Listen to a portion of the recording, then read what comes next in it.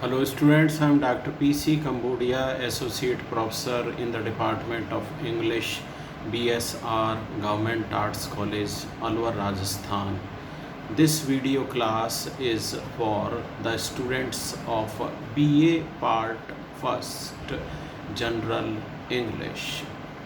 In this video class, we take up the topic Basic Sentence Types. Sentence is a combination of words capable of giving its complete meaning. A sentence should be correct grammatically as well as semantically. Semantically means meaning wise. Say, for example, if I speak a sentence, a bird flies in the sky. It is correct grammatically as well as semantically. If I speak another sentence, a cow flies in the sky, then this sentence is correct as far as grammar is involved. But if we pay attention to semantics, the branch that deals with meaning, then it is incorrect, because a cow cannot fly in the sky. Before considering basic sentence types, we would like to analyze the elements or parts of a sentence.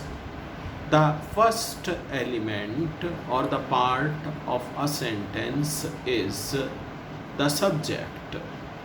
In simple words, subject means the doer of the action. It begins the sentence. Is it compulsory to have a subject in the sentence? Answer is no, because imperative sentences do not have the subject. If I speak a sentence, I eat, then I is the subject. Then I speak another sentence which is imperative in its mood, go there, then this sentence does not have a subject, because here whosoever listens to that sentence in imperative mood becomes the subject. So we come to know that generally speaking, the sentence begins with the subject, but those sentences which are imperative in mood, then they do not have that beginning with the subject. Then we come to the other element of the sentence, that is verb. Verb is a word in the sentence which gives the idea of something being done, something in progress, something that continues, something that goes on. If I speak a sentence, I speak English, then speak is here the verb. Verb can also be classified in various forms. Say, for example, auxiliary verb and the main verb. Is, am, are, was, were, be, been, being are the auxiliaries. Auxiliaries are the helping verb. Then there are the main verbs. In the sentence, Mohan is going. Mohan is the subject, is the auxiliary or the helping verb. Going is the main verb. Is and going realizes us of some action, so they are the verbs. Then we come to object, the article that suffers the action of the doer is called an object. Is it necessary to have an object in a sentence? No. A sentence can be without an object or it can be with an object. Suppose a sentence has got an object, then the verb is transitive. If a sentence does not contain an object, then the verb is intransitive. Intransitive verbs do not take an object after them, and transitive verbs take an object after them. I quote an example of clarifying the presence or the absence of the object. I eat is the sentence that I have spoken. Here I is the subject, eat is the action, that is the verb.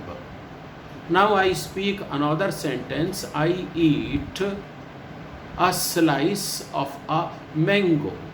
Then I is the subject, eat is the verb of this sentence, and a slice of mango is an object, because it is the slice of the mango which is undergoing the impact of the action of the doer, and the action of the doer is eating. The condition of the slice will not be the same before the speaker started eating. Once he starts eating, then the condition of the slice of the mango would not be the same. Earlier it was complete, fine, but when the person eats the slice, then it is reduced only to the skin of the mango. So the article that suffers the action of the doer is called an object, and we have further classification of this object. How?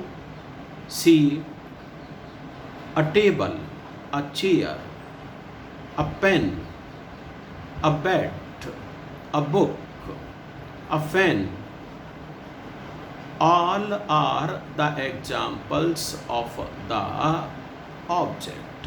They could also be called as nouns, but when they serve the purpose of the article that suffers the action of the doer, then they become the object. Then we have the words like me, we, us. They can also serve the function of an object. Actually speaking, the right of being called an object is being given to non-living things. But if living persons serve as an object, then they are called as indirect object. So long as there is only one object in a sentence, then that object becomes object. But if a sentence continues with double objects or two objects, then one of them which is of dead type, say for example chair, table, a pen, are the direct object, and the non-living type of or the living type of object which serves the function in the form me, we, us becomes indirect object. I quote an example in order to clarify what is the difference between direct object and indirect object. He presented a pen A pen is here an object.